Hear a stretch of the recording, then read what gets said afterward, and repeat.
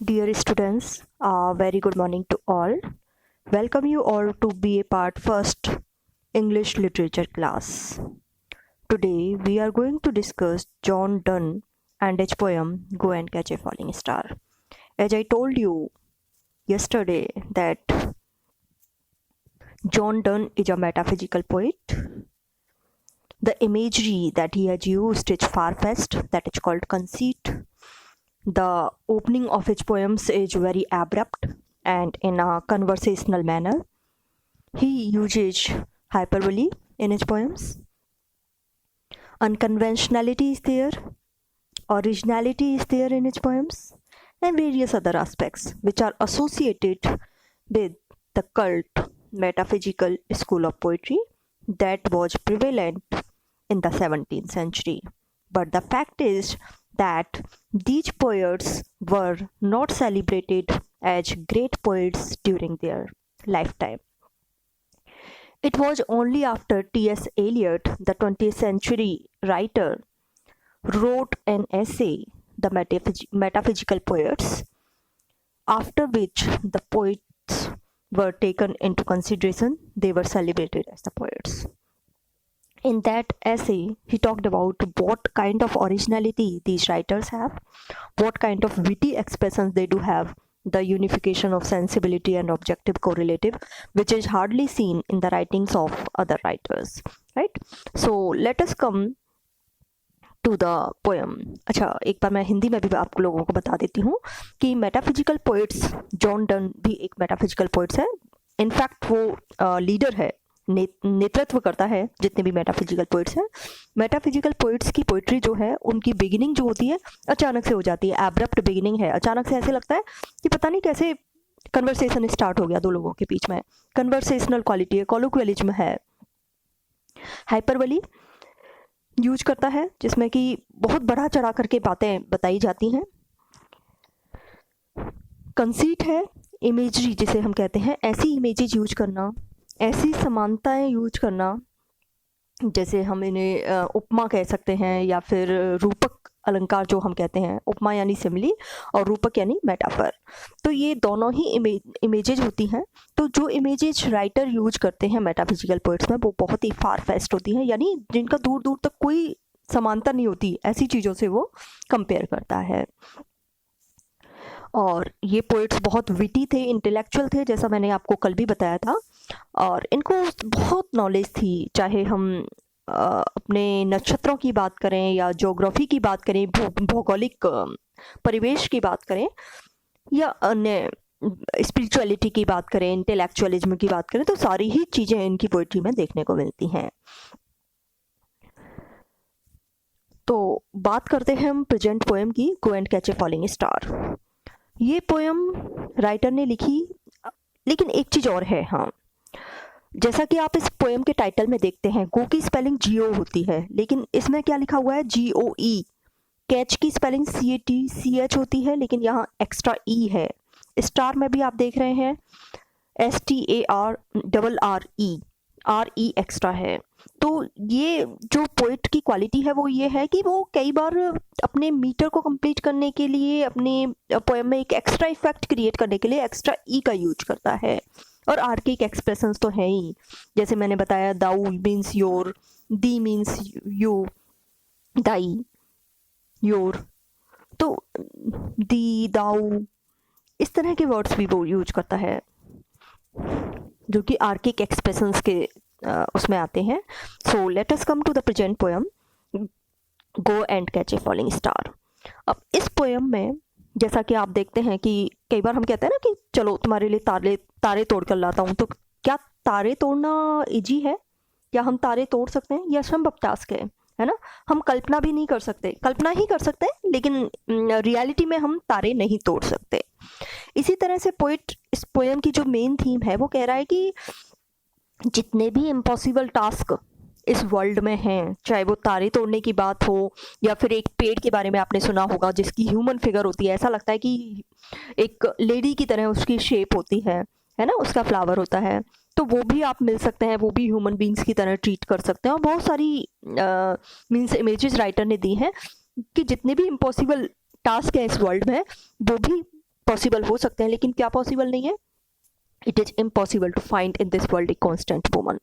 एक ऐसी महिला जो कि पूरी तरह से वफादार हो, उसे ढूंढना इस वर्ल्ड में बहुत ही मुश्किल चीज है।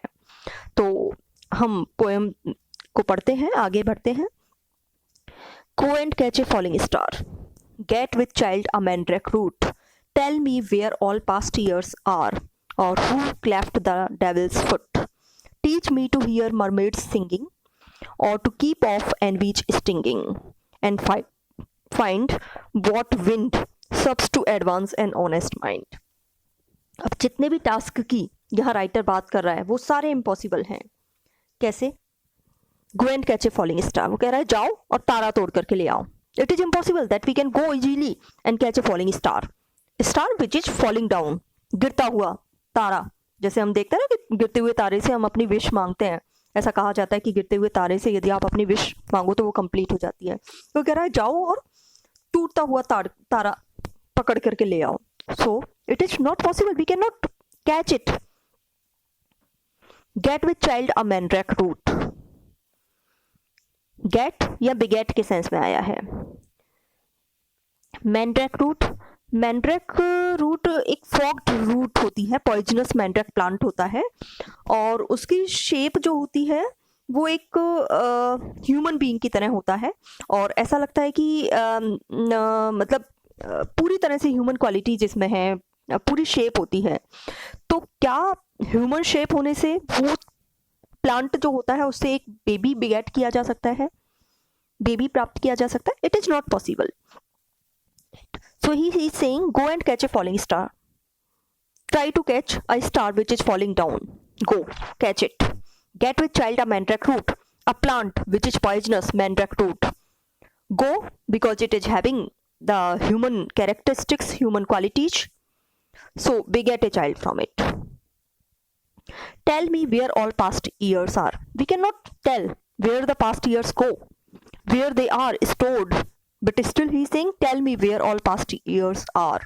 मुझे बताओ कि कहाँ गई वो सारी past years जो बीत गई हैं, because nobody knows where the past years have gone.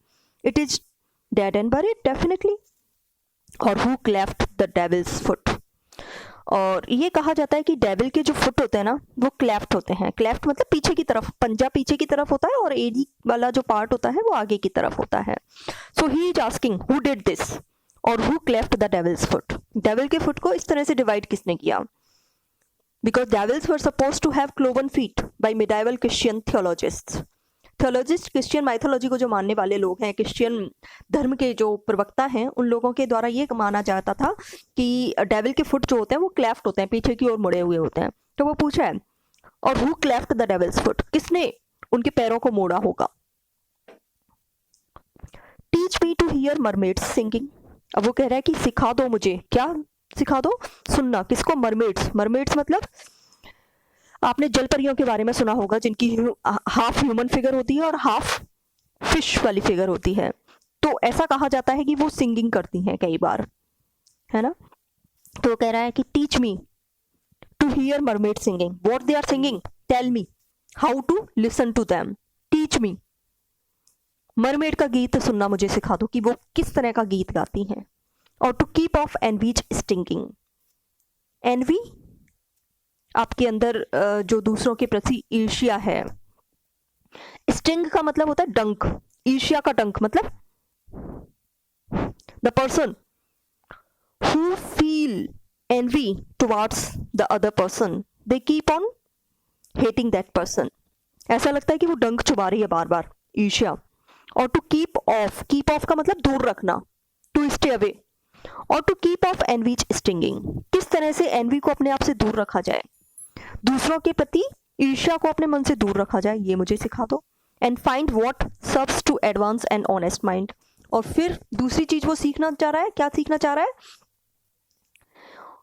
और to find out the reasons which make a man honest. ऐसे कौन से रीजन्स हैं जिससे एक ह्यूमन बीइंग ऑनेस्ट बन सकता है? क्या ऐसी चीजें हैं जो एक व्यक्ति को ईमानदार बनाती हैं, वो मुझे सिखा दो। There is nothing like that. We cannot question. We cannot give the answer to all these questions. These are the impossible things. Honesty is the quality which can be in any person. We cannot say who is envious and why, and what is the cause of this envy. We cannot listen to the mermaid singing. We cannot know who cleft the devil's foot. We cannot tell where the past years are. We cannot get a child from a root or the tree or the plant. We cannot catch the falling star. All these things which are mentioned in this particular paragraph, they are impossible tasks. But still, the poet says that these things can be possible. But what is not possible is to find a woman who is faithful as well as beautiful. एक महिला जिसमें की beauty भी हो और faithfulness भी हो, ऐसा पाना बहुत ही मुश्किल काम है. So let us come to the next paragraph. If thou best born to strange sights, things invisible to see, write 10,000 days and nights, till age snow white hairs on thee, thou, when thou returnest, will tell me all strange wonders that befell thee, and swear nowhere lives a woman true and fair. अब फिर writer क्या कहता है? If thou best born to strange sights, best born to strange sights मतलब तुम्हारे अंदर इतनी ताकत है कि तुम स्ट्रेंज साइट्स को देख सकते हो, मतलब बहुत ज़्यादा ट्रैवल करते हो. If you are a great traveller, if you are travelling to different parts of the land. If thou best born to strange sights, things invisible to see, and you have seen so many things which are invisible to others, write 10,000 days and nights till age is no white hairs on thee. If you ride 10,000 continuously for 10,000 days and nights and travel all over the world till you are turned old. Here turn grey का मतलब क्या है? जब तक कि तुम वृद्ध ना हो जाओ तब तक तुम घूम रहे हो. You are a kind of person who keep on travelling and seeing the things which are unseen by so many people. एक ऐसा व्यक्ति जो कि जगह जगह घूमता रहता है, उसको घूमना बहुत पसंद है, प्रकृति को. जैसे आप बहुत सारे चैनल्स हैं ज्योग्राफिकल साइट्स जो हैं उनमें दिखाते हैं कि कई लोग ऐसे होते हैं कि वो ऐसे ऐसे स्ट्रेंज प्लेसेज पे जाते हैं जिनके बारे में कभी किसी ने सुना नहीं होगा और देखा भी नहीं होगा. तो कहता है कि तुम यदि उस प्रवृत्ति के हो कि तुम हमेशा घूमते रहते हो, बहुत सारी ऐसी चीजें देखते हो जिसको किसी ने नहीं देखा, इनविजिबल थिंग्स हैं, अजीब से दृश्य तुम देखते हो, अदृश्य चीजों को देख सकते हो, और लगातार 10,000 दिनों और रात तक सारे संसार की यात्रा कर रहे हो, और वो यात्रा तब तक कर रहे हो जब तक कि तुम वृद्ध ना हो जाओ, तुम्हारे बाल सफेद ना हो जाएं. Till age is no white hairs on thee, you on you मतलब on your head the hairs are turn to be grey. Thou, when thou returnest, will tell me.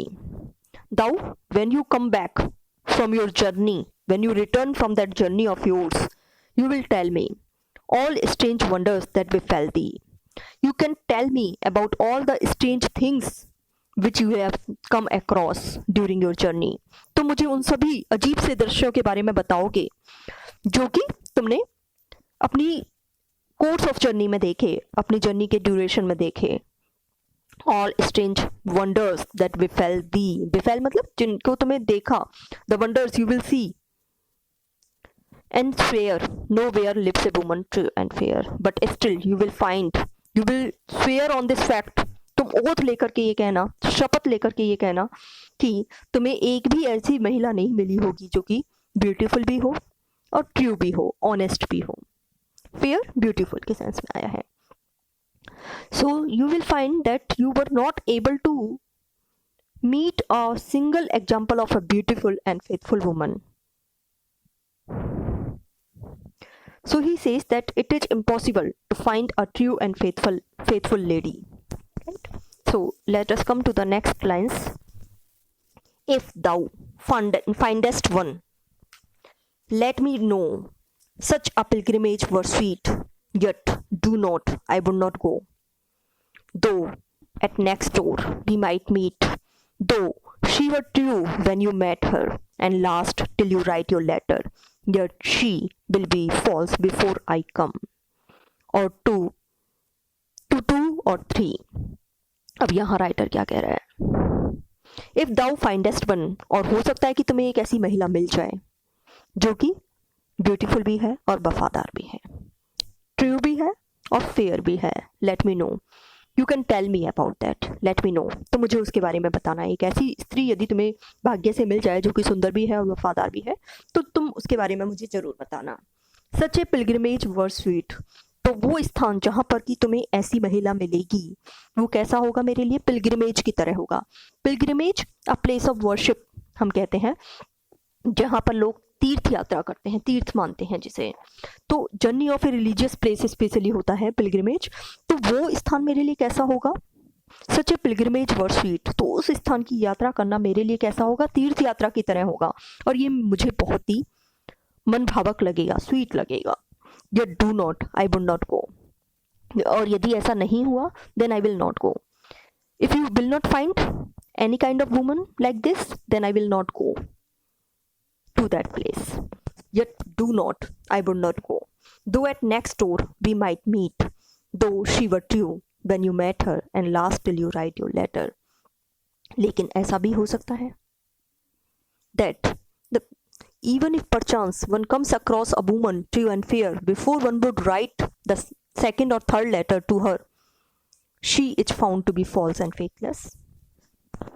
वो कह रहा है कि हो सकता है जिस समय तुम उसे मिले थे तक तो वो फेयर भी थी, ब्यूटीफुल भी थी और ट्रूथफुल भी थी, ऑनेस्ट भी थी, फाइडल भी थी, लेकिन जैसे ही तुम थोड़ा सा आगे बढ़े या फिर तुमने अपना लेटर लिखना स्टार्ट किया, तुम्हें लगेगा कि वो ब्यूटीफुल वुमन अब कांस्टेंट नहीं रही, वफादार नहीं रही, ट्रू नहीं रही। तो she were true when you met her, हालांकि वो उस समय तक ट्रू थी जबकि तुम मुझे मिले थे, and last till you write your letter, और उस समय तक भी थी जबकि तुम अपना लेटर लिख रहे थे।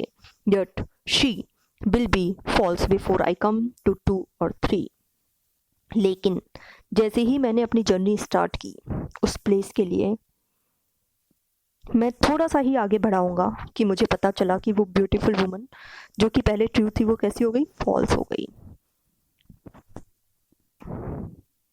सो he is saying that a beautiful woman is supposed to be false all the time. To see a true woman would be wonderful, and one would undertake a pilgrimage for that place, but it would be useless since by the time the pilgrim reaches the destination, the virtue that women possessed would have turned false.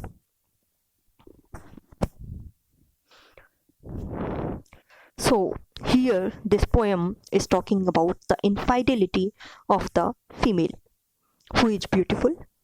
If a woman, if she is beautiful, then she cannot be truthful or you see constant or fidel towards her lover. Thank you all. This poem is complete, and if you have any queries regarding this poem you can talk to me, right?